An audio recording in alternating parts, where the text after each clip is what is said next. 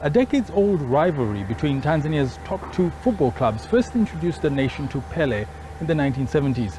Young Africans Football Club, in search of victory over arch-rival Simba Soccer Club, traveled to Brazil in 1973.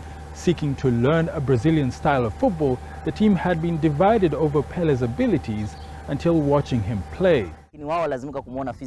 They saw him physically, and in this particular game, Pele scored twice. And from there, those who were skeptical about Pele's qualities changed their minds. Following this encounter, young Africans made several attempts between 1973 and 1974 to bring Pele and his then club Santos to Tanzania.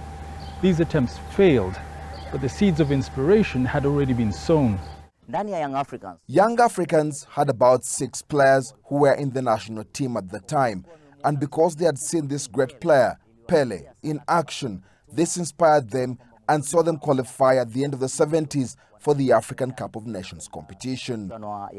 It would take almost 40 years before Tanzania qualified again for the Africa Cup of Nations in 2019.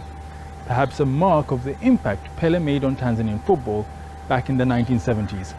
Lukando, SABC, Dar es Salaam.